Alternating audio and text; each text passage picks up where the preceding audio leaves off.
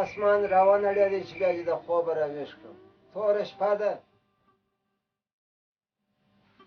خدای د سړی د باندې رڼا ده اذانونه وختي لا وسوله ته ورشه پسې وګوره زه چیرې وګورم خو ګرده کلي و کوڅې مې پسې وغوښتلې ته مې لا نه پسې پرېږدې او اول په هلک پسې وګوره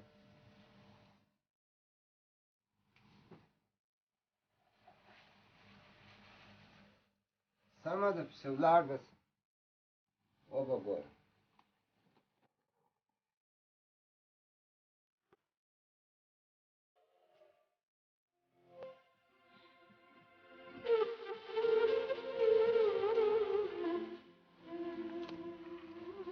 گله آخر گله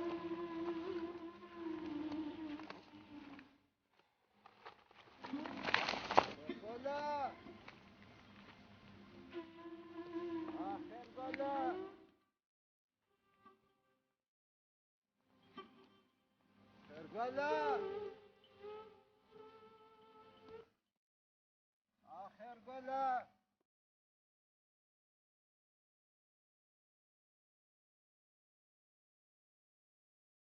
آخر گله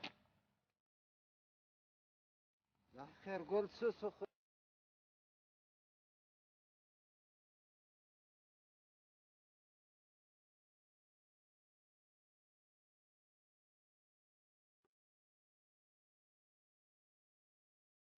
السلام علیکم اکا ستړي مه شئ په خیر دلته زما داسې د 12 کالو زوی دی خیرګل نومېږي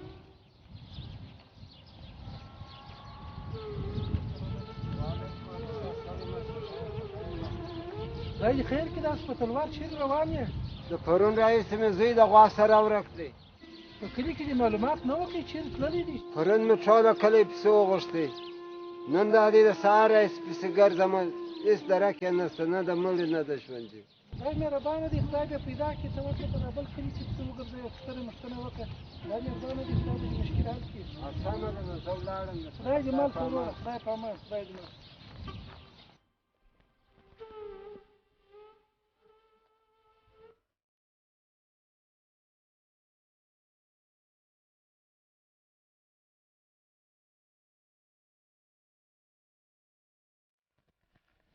نه پوهېږم چې چیرې پسې ولاړ شم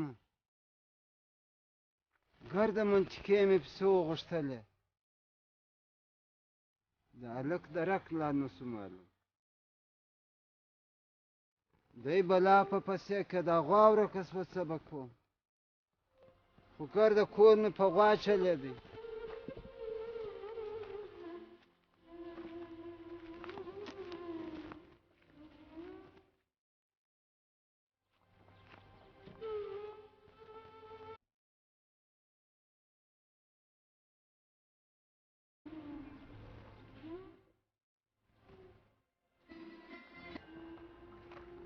السلام علیکم وعلیکم السلام ستړي مه شې صاحب مولانا بیا که خدای دې خیر کړي نن زموږ کلي ته څنګه راغلی یې ځوانه زوی او غوا مې ورکه ده دا 2 ورځې کېږي چې د کوره وتلي دي ښه زوی او غوا دې ورک دي وا یا ولاکه مې دی مولانا بیا که خدای به خیر که پیدا به سي درځه چې یو چای وڅښو یا چای نه کوم او ونیسه نو په مخه دې ښه خدای په امان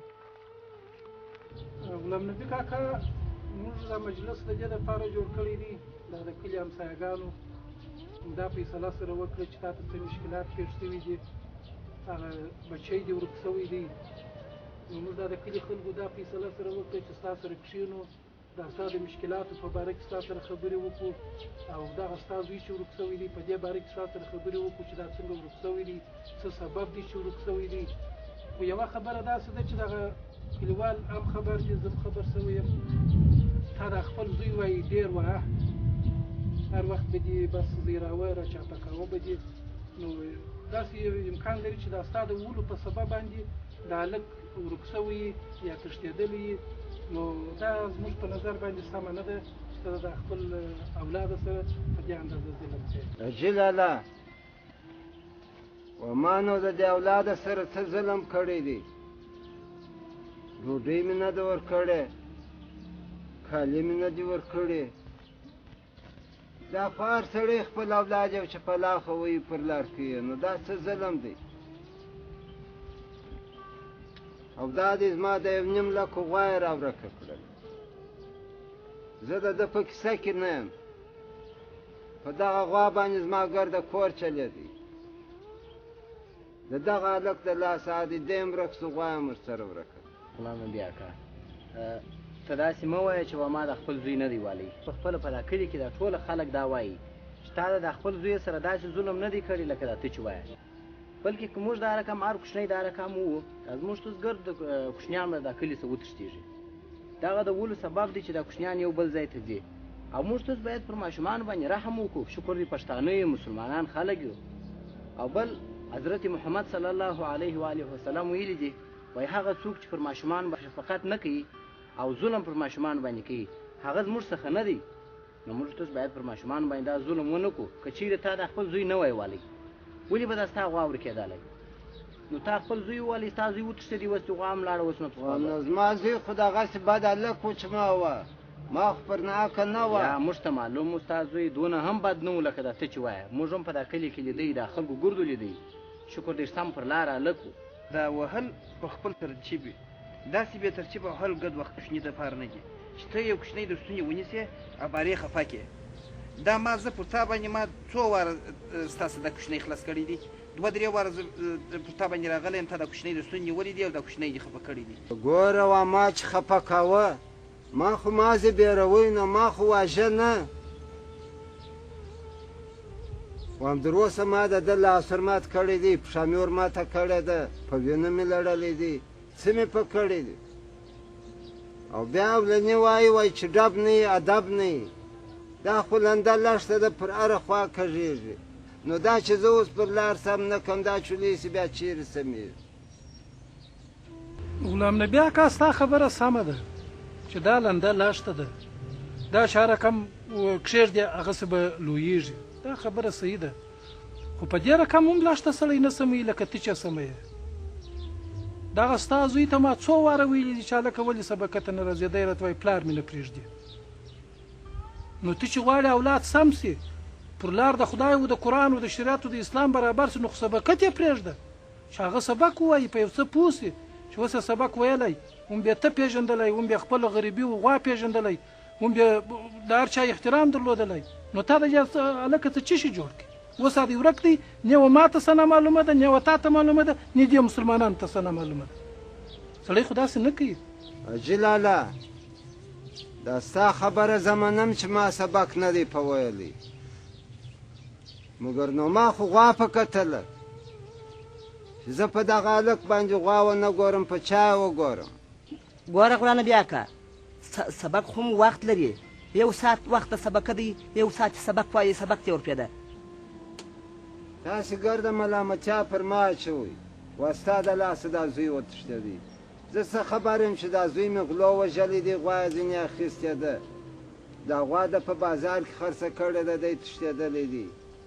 د دې پر ځای چې ما ته تسلي راکړي او زما زوی ملامت کړي، تاسې بیا هم په ټولو باندې ما ملامتوئ. غلام نبي اکا، ته خوا بدې کېږه مه، په هر ځای کې همدا حال دی. همدا نن زه د ښاره راغلم او هلته ویل کېدل چې یو ماشوم په روغتون کې په داسې حالت کې بستر دی چې نیمه وجود یې سوځلی دی، او دا هم ویل کېدل چې خپل ځان یې په خپله سوځلی دی. خو د خدای مهرباني وه، کوم موټروان د لرې لیدلی و، بیا یې روغتون ته راوړی و. که مړ وي خدای دې وبخښي، او که ژوندی وي خدای دې شفا ورکړي. امین. وروره دا ماشوم تا خپله ولیدی که د بل چا د خولې څه واورېد؟ نه، په خپله خو مې نه دی لیدلی، په ښار کې زما یو ملګري کیسه راته وکړه. کاشکې لاړ سم معلومات یې وکړم.